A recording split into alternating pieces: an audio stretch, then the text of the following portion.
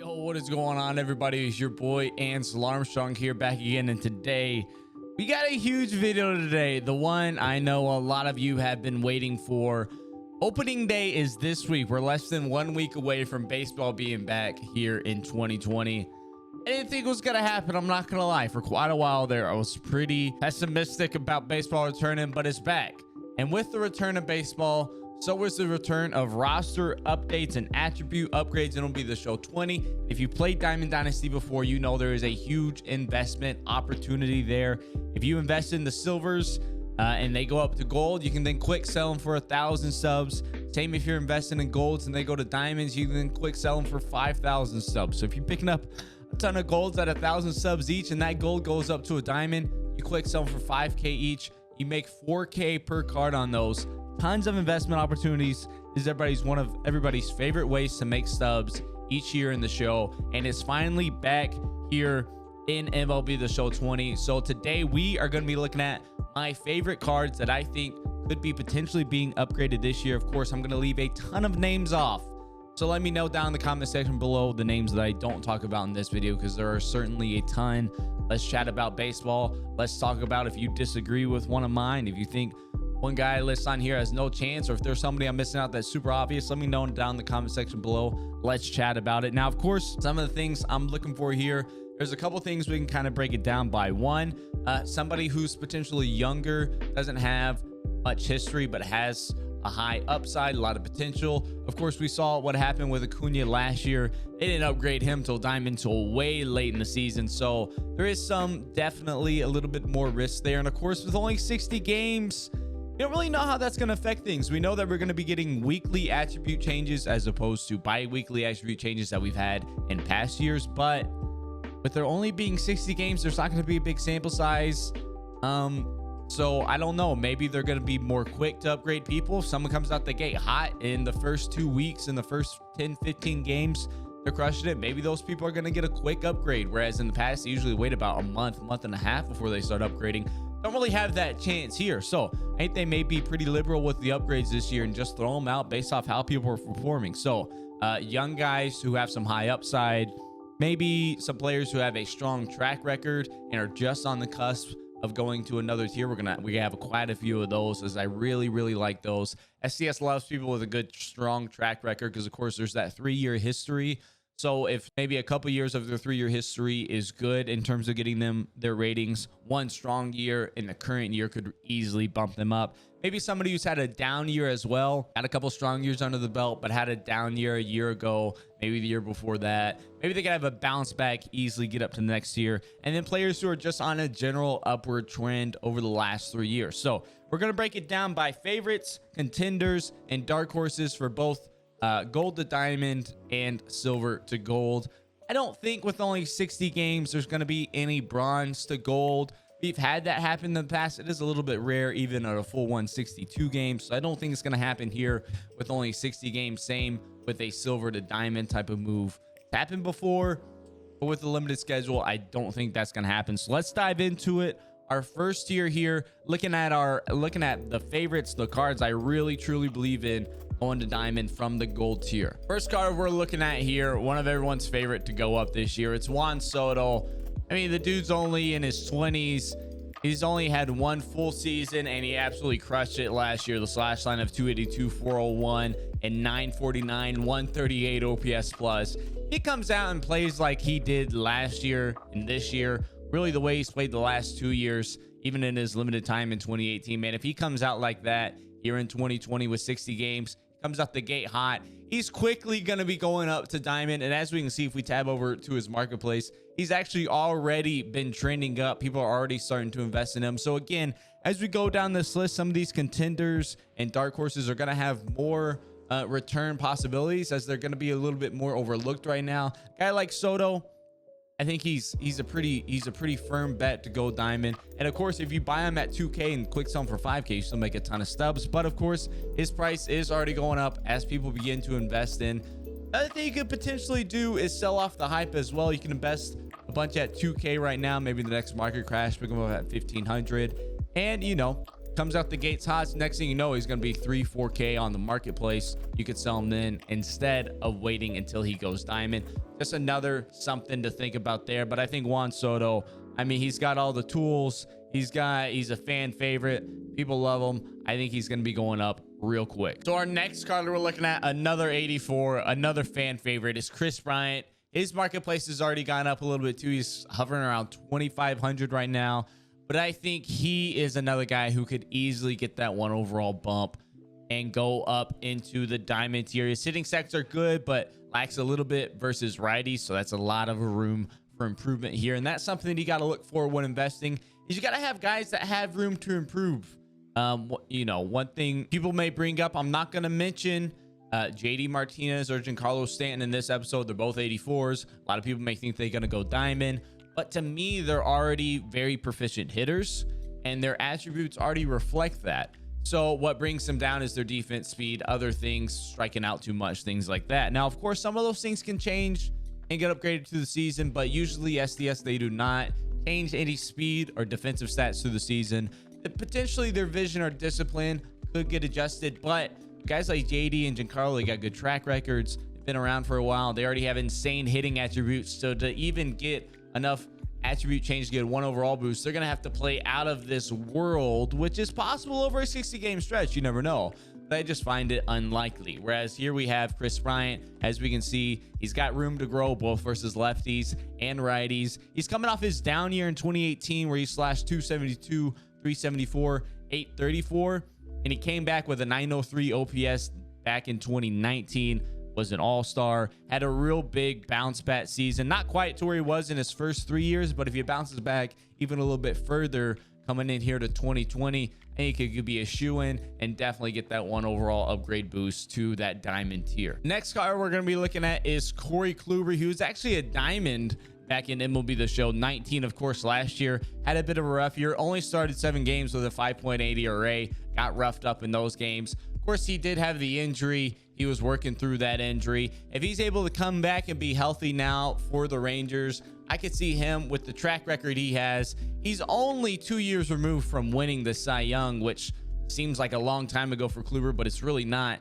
Won it back in 2017. He could easily get a little bit of a bump. I think he's one of those guys that has that really strong track record just coming back from an injury. If he's able to perform like he has in the past, back in Cleveland minus the 2019 season, if he's able to come out and perform anything close to how he's been in the past, they're going to be quick to upgrade him with his strong track record, his strong showing, his history of being a dominant pitcher. He's going to be bumping back up to diamond quick. It may only take a couple starts. You may see 2-3 starts from Corey Kluber. If he's out wheeling and dealing, he may get an upgrade a couple weeks into the season. Next card we're going to be looking at is Zach Greinke. Last year was a little overlooked in that Astros rotation with both Garrett Cole and Verlander.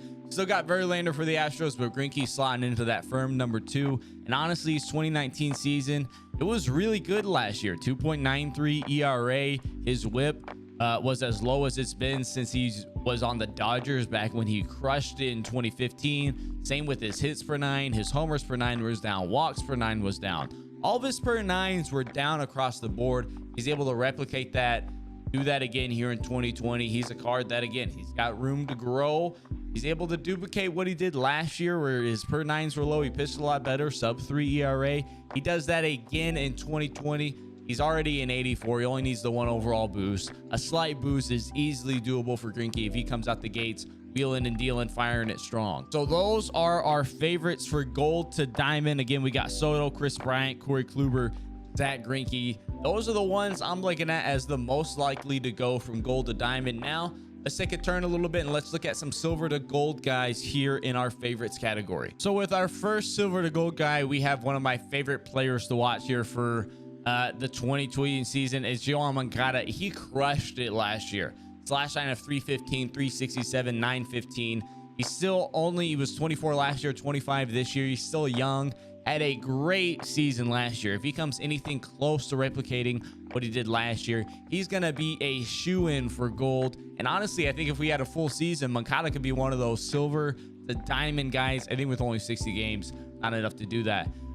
But I'm high on Moncada. He did great last year. He's got room to grow. He's only a 78. Just needs those 2 overall boosts up to that gold tier. I think he is going to be almost a guarantee if he plays anything close like he did in 2019. I think one of the most underrated players from last season, one of the more slept on guys coming in to 2020. Of course, if he's able to play, he had the issues testing positive for COVID-19. So if he's able to get clear, play fully, has no hiccups, no issues, didn't hurt his training or development at all, he comes out playing like he did last year, there's no way he doesn't end up being a gold real quick into the season. Next card we're going to be looking at, honestly, I feel like everybody on the national squad can get upgraded, man. They got some really good players. Next one we're looking at, though, Victor Robles. He's already a 79, and the thing about him, you can see behind me, he's already got the fielding attributes. He's already got good speed. Those are things that don't change throughout the season. What's holding him back from being a gold is his hitting. And he wasn't an awful hitter last year.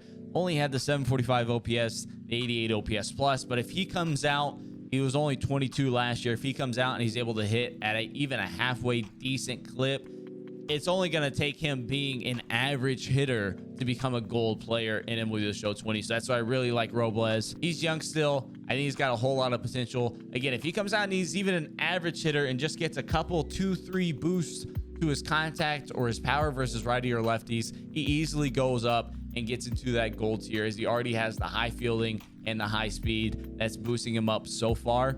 Just needs a slight boost on that hitting, and it's not going to take a whole lot for him to get that. So next one we're looking at, a little bit of a stretch for our favorites category, but we're going with it anyways, Didi Gregorius. He's only 2 years removed from being one of the better shortstops in the game. He had a really bad year in New York last year in 2019. Only played half a season, wasn't great in that half a season. But a new scenery, he's coming off of a down year. So if he comes out and starts performing well, he's got a decent track record. He's still only 30 years old. He comes out, starts performing well. Hey, Didi easily gets that 2 rating boost back up into the gold tier. And he's going to fit in really well with Philadelphia. They got a solid squad. He's going to have some line of protection. And he's going to do really, really well. He comes out and it just plays like how he was before the 2019 season. He's easily going to go back up into that firm gold tier. Next card we're going to look at here, one that I'm honestly surprised isn't a gold already. It's Mike Soroka. After that year he had last year, and it was really his first year on, the 2.68 ERA, he was all-star, 6th in Cy Young, had us insanely led the league in homers per 9, walks per 9 was low, hits per 9 was low. I'm not really sure how he wasn't a gold already to start this year, but he is a 78. Again, he's a card where he comes out and he plays like he did last year, easily jumping up to gold, and a guy who in a full season probably would have made that silver to diamond jump potentially. Now, of course, you never know what they're going to do in a shortened season. Maybe they're going to move guys around that crazy like, but even if they don't, I'm high on Soroka. He had a great season last year at just 21 years old. I think he's got a ton of potential. Could easily get up into that gold tier. Now we're going to be moving into our contenders tier, guys who I don't think have quite as good of a chance to get up to that next tier, but still could easily move up with a strong season. We're going to go a little bit quicker through these. The first one's Tatis. He's so young, got so much potential, going to be an absolute stud in this league. He comes out the gates hot here in 2020 in this shortened season. He is only an 81, so has a lot of moves that he has to make to get up there, but I think he could easily find himself shooting on up into the diamond tier with no problem at all. And as we're here looking at the Padres, I think guys like Machado and Paddock as well could easily get up back into that diamond tier. Machado coming off a little bit of a down stretch, but one of the better third basemen of the 2010s. He could easily get back to that level, no problem at all. Paddock, maybe the future ace of the franchise, one of the best pitchers in the league headed forward. I love Chris Paddock. I'm really high on him. I think those three for the Padres have a lot of chance. If they come out the gates hot, easily going to be moving on up. Next one we're going to be looking at here is Mike Clevinger. Honestly, I feel like one of the more overlooked pitchers in the league, has had 3 really solid years in a row. And the big thing I'm thinking with Clevinger, as you can see, is his per 9 and Ks per 9 is already really good. His walks per 9 really low, a lot of potential to move up there. And last year he did have a career low in walks per 9. His career walks per 9 is around a 3.5. 4.4 back in 2017, just 2.6 last year. It's gone down each year that he's been in the league. He continues to drop that. I think his 58 there is kind of underrating him a lot. He could get a boost there, get a couple other boosts somewhere else. I think Clevinger is easily a card that I could see going diamond with a couple strong starts. I'm honestly surprised that he's only an 83. I think he's very underrated in this game and really underrated in real life. I'm a big fan of Clevenger. I think he's a really solid pitcher. Another guy who maybe doesn't get talked enough about is Xander Bogaerts. I could easily see him going up to Diamond as well. Now, the problem with Bogaerts is one of the things bringing him down is his fielding. That's probably not going to get changed during the season. He's already got decent hitting attributes, but 83 only all. He only needs 2 overall boosts to get up there. He had a 140 OPS plus last season, 939 OPS, hit 309, 384 on base. Dude's an absolute stud. One of the best shortstops in the league, and you don't see a whole lot of people talking about him. I definitely comparing him to other shortstops in Diamond Dynasty at the Diamond level. I definitely think he's a comparable player to both Trevor Story and Javi Baez. If they're able to reach that Diamond tier, I think Bogaerts should have no problem as well. If he plays like he did last year, he could easily continue rising on up and go up into the Diamond tier. Next card we're going to be looking at is Jeff McNeil. And while McNeil isn't young, so to speak, he doesn't have much track record. This is only going to be his 3rd season in the league. Last year was really his first full season in the league. So not a whole lot for FCS to work off of in terms of giving him his attributes. So what that means is that what he does in real life will more strongly impact his ratings in the game. So if he's a card, he's a guy that if he comes out hot in 2020 in just this short 60-game season, he comes out hot. He had a great last year. Building off of that, he could easily be getting some boost because he doesn't have that 3-year track record, potentially bringing him down after a couple bad years because he hadn't had any bad years. Really only had 2 years in the league. Really only had 1 full season. So if he comes out strong this year, could easily be getting some very, very strong bumps early on in the season, getting up to that Diamond rating. As a Rangers fan, you know we had to mention my guy Joey Gallo. He's already got the insane power numbers. That's probably not going up for him, but that 18 vision and his contact numbers give him a lot of room for growth to get 2 overall points. He hit 253 last year, which I know was not a lot, but that's higher than his career average of 212. He hit 206 in 2018, 209 in 2017. So if he comes out and hits 253 again, you're going to see his contact ratings get a strong boost as that 209 in 2017 drops down and he replaces it batting 250, maybe even higher if he makes some more adjustments. He was batting around 270, 280 last year, even before he got hurt. So he's able to come out, hit like that again. His contact versus right and left is going to go up real quick. And in doing so, he's going to easily grab 2 more overall points, head up into that Diamond tier, and move on up in the tier list. Now for our silver to gold here in the Contenders, not going to spend a whole lot of time on them. Just going to name off the names that I kind of have here that I felt are going to be good bets. And some guys that I'm looking at, got guys like Paul DeYoung, got a strong upward trend over the last couple of years. Carlos Carrasco always seems like he's a guy right on the cusp of really putting things together and becoming a strong starting pitcher. Lourdes Gurriel Jr., he's a bit older, but a lot of people are saying good things about him headed into 2020 in that strong Blue Jays lineup, that young Blue Jays lineup. He could be a shining little spot there. A guy like Benintendi, Andrew Benintendi, could be making a bit of a bounce back.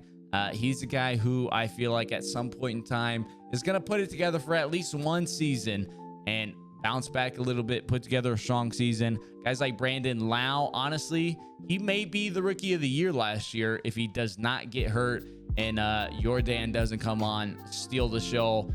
Brandon was crushing it with the Tampa Bay Rays. He's a bit older at 25, but still new to the scene. Doesn't have a strong track record. He plays like he did last year. Easily goes up to that gold. Another guy, Mike Minor, has put together a really strong couple seasons with the Texas Rangers.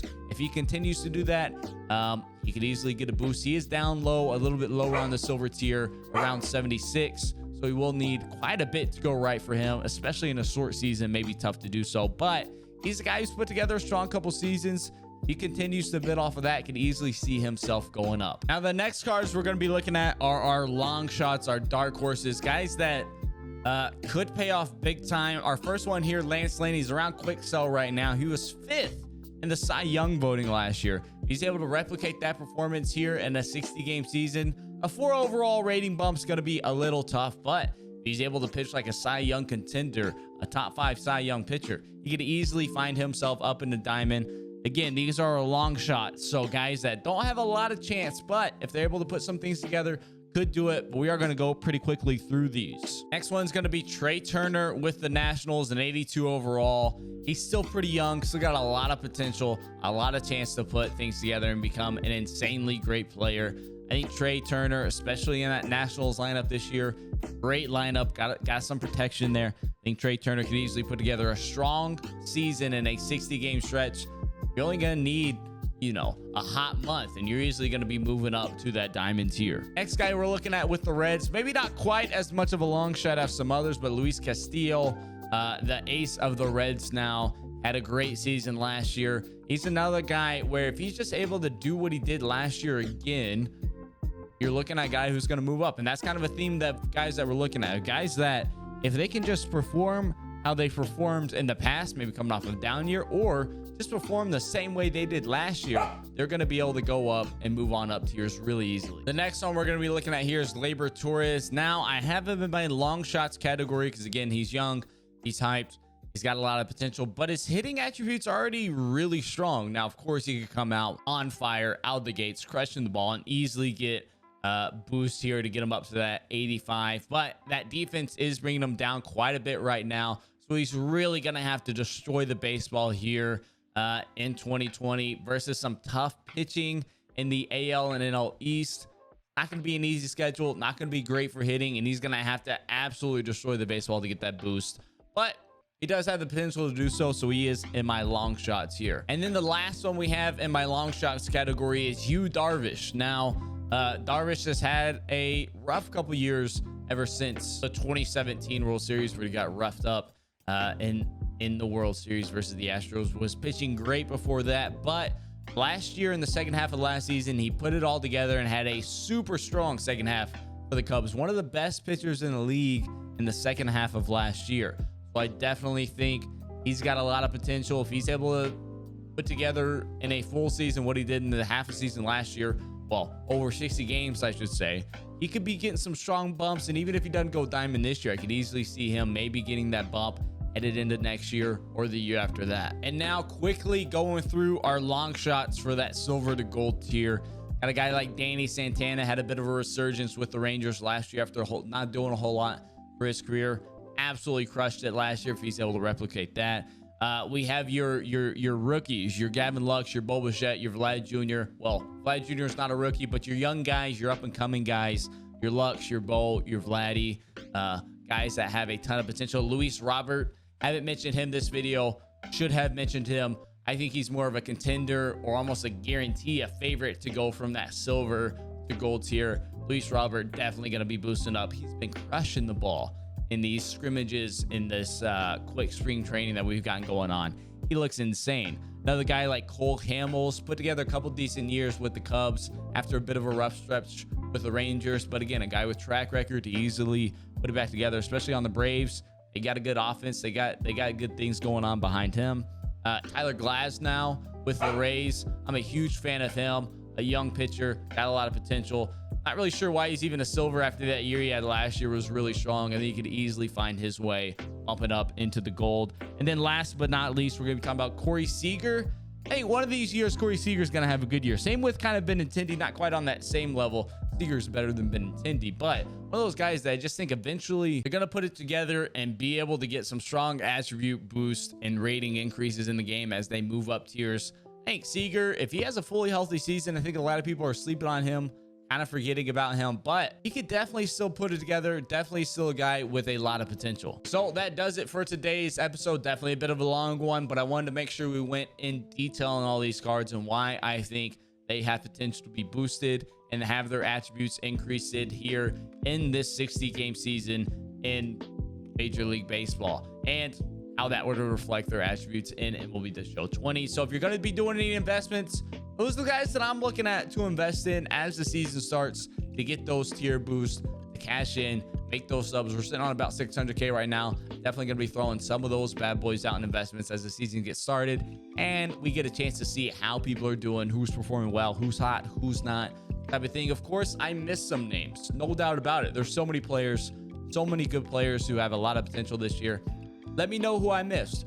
Who are the obvious ones that I left out in my list? Let me know down in the comment section below. Let's chat about it. Let's talk about it. Let's see where they could potentially get some boost. And of course, each week, each day, as the real season unfolds, we'll be breaking down the performances and what that could do for investment purposes live on Twitch. Link down in the description below, twitch.tv/AnslarArmstrong. We're live 5 days a week over on Twitch there. Have a great time. Always talking about investments. With the inning program coming up, 6-inning program coming up, we're going to be grinding it start to finish. The day it drops on Friday, getting to 300 stars, selling our boss, probably ripping some packs after that, having a good time. That does do it for today's video. Of course, if you enjoyed this video, as always, leave a like and subscribe. So close to 5K subscribers. We're going to be there any day now. I appreciate each and every one of you who have made the content this year absolutely insane. I never thought we'd be here when I started making content for MLB The Show 20, but it's been an absolutely insane year, and just the beginning. We have so many fun things in store for the rest of this year headed into MLB 21. I'm excited for it, and I appreciate each and every one of you being along for the ride. But until next time, I'll catch you around.